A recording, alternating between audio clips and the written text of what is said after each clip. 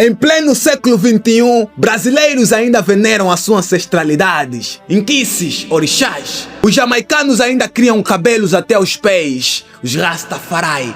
O povo da Etiópia ainda mutila os seus lábios. Os afro-americanos voltando para a África buscando as suas raízes. Afinal de contas, por que essa busca incansável pela espiritualidade?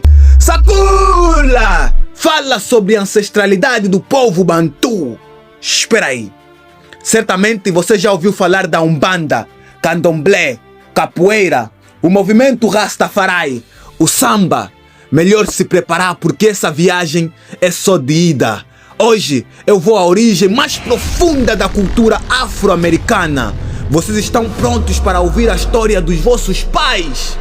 Para entender onde tudo começou, precisamos voltar a 1000 idades, quando o povo bantu vivia num reino conhecido como Mbanza Yanzinga Congo, o verdadeiro Reino Unido, Congo de Antótila. Nessa época, a maior ocupação dos nossos pais era unir forças para reconstruir a nossa terra. E foi mesmo nessa época que começou os conflitos internos que originaram as divisões no nosso reino. Existiu um reino chamado Reino Lunga, que se instalou nos territórios que hoje conhecemos como Angola, Gabão, República Democrática do Congo.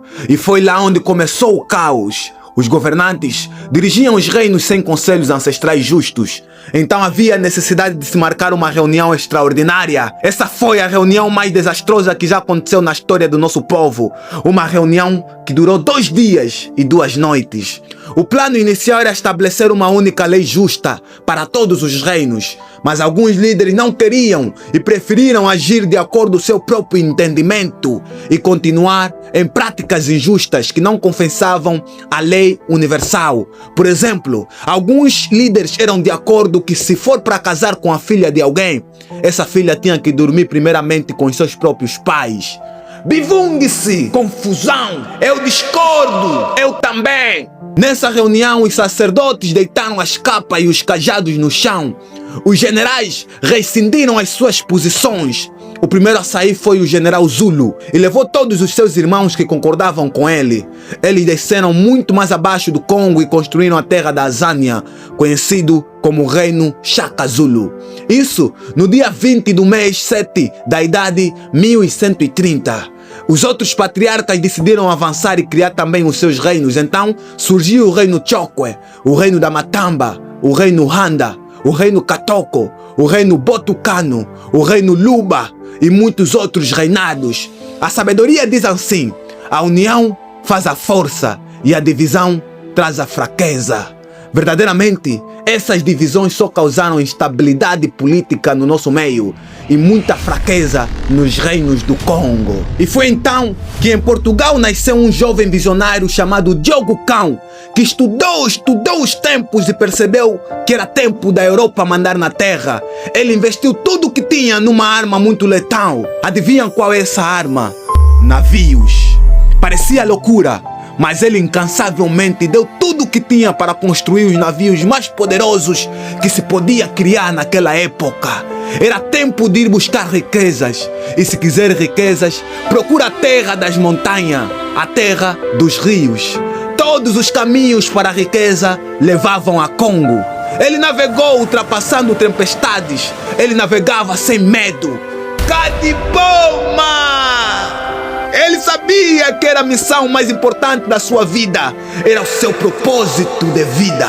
E ele atracou na voz do rio Congo e com cooperações comerciais recíprocas voltou para a Europa com muita riqueza. Essa história se espalhou e influenciou outros navegadores como Cristóvão Colombo, Pedro Álvares Cabral. Naquela época existia uma droga proibida, mas muito procurada. O seu nome era açúcar. Na Europa não existia terra fértil para a produção de açúcar, mas havia um lugar perfeito para a plantação de cana-de-açúcar e o seu nome era Pindorama. Então começaram a surgir obstinação místicas de que as fezes dos homens pretos fertilizavam a terra mais rápido que o normal. devido à melanina. Outros diziam que o xixi do homem preto curavam doentes, e onde eles colocavam as mãos e os pés, aquela terra se tornava pura para plantar qualquer semente. Outras obstinações ainda pior diziam que se você enterrar homens pretos na tua fazenda, aquela terra se torna mais pura para a semeadura. No princípio, os reis do Congo cooperavam na empregabilidade dos seus sobrinhos e familiares para irem servir na Europa, mas durou pouco tempo até que as cooperações de venda de homens pretos fugiu do controle. A ganância já não permitia comprar escravos, então em vez de comprar, que tal levar sem pagar? Começou a escravidão forçada no Congo. A procura por mãos de obras baratas se tornou no maior crime da humanidade. Existia um povo na Etiópia, os Murji. Eles fugiam para as matas devido à escravidão e mutilavam as suas bocas e seus lábios para aparentar ser mais feios e parecer abomináveis diante dos opressores, só para não serem levados como escravo. Mas esse ritual, com o tempo, se tornou uma cultura para eles, um novo modo de vida para aquele povo. Povo Bantu, na sua essência, sempre foi muito ritualístico. A sua forma de se comunicar com o universo era por meio da dança e canções. O verbo para dizer comunicar no Kikongo disse kusambila. É daí de onde vem a palavra samba. E os nossos pais, quando foram levados na América, nunca deixaram de se comunicar. Eles cantavam com lágrimas nos olhos e gritavam de tristeza, mas nunca pararam de kusambila. Hoje, esse ritual de kusambila é uma das culturas brasileiras mais populares, conhecida como samba. E fica a saber que a bebida que os nossos pais bebiam sempre que queriam dançar ou se comunicar aqui no Congo, nós chamamos samba, que é o suco da palmeira. Enquanto eles eram levados nos navios, eles se chamavam bandas uns aos outros, porque segundo a nossa tradição, aquele que partilha a mesma alegria ou a mesma dor contigo é chamado de mbanda. É daí onde surge a palavra kimbanda ou umbanda. Traduzido de forma literal, posso dizer, somos irmãos, porque partilhamos as mesmas correntes, partilhamos a mesma aflição. Eles desenvolveram o candomblé, mas na verdade essa palavra surge da base de que não havia como se esconder do opressor. Era uma guerra que, para identificar o inimigo, não precisava olhar na farda, era apenas olhar na cor de pele. Em Kikongo nós falamos candomblé. É dessa palavra que surge o candomblé, que significa pele preta. Os nossos pais, enquanto eram levados naqueles navios, eles sentiam pela última vez a brisa dos mares do Congo. Olhavam para o vento e gritavam: Matamba, vem nos salvar! Na calada da noite, durante as tempestades, olhavam para o trovão e gritavam: Zazi, vem nos resgatar! Olhavam no horizonte e viam as montanhas do Congo desaparecendo pouco a pouco e gritavam para as montanhas: Libanga, Tari! Alguns, enquanto eram levados, não esqueceram da promessa que um dia viria um rei para salvar a de Candomblé.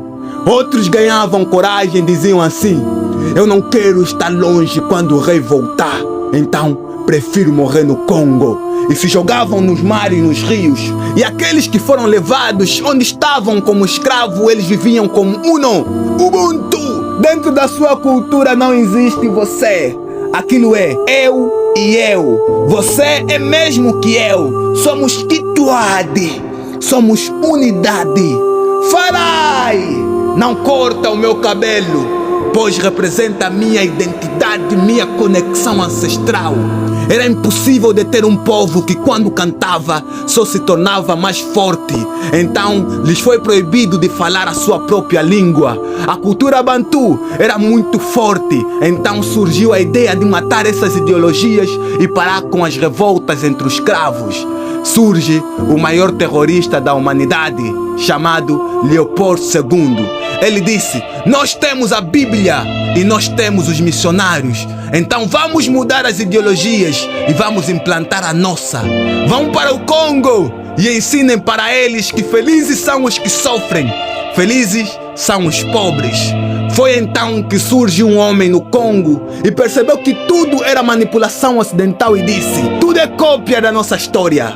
Os missionários ordenaram a morte daquele homem e ele disse assim: nós temos a promessa, então eu vou, mas virá um rei. Sabes qual é o nome desse homem? Que lutou contra a opressão ocidental, que só veio colonizar a mentalidade e a fisicalidade do nosso povo.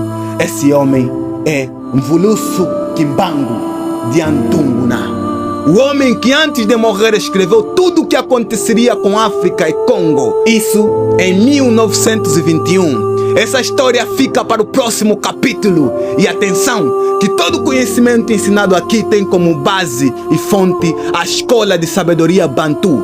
Se estiver interessado, comenta aqui: eu quero aprender na Escola de Sabedoria. Partilhe esse vídeo e ajude a despertar o nosso povo. E se ainda não me segues, provavelmente você nunca mais vai me ver. Sakula Lusabo, o contador das crônicas de Congo de Antutila, a terra formosa.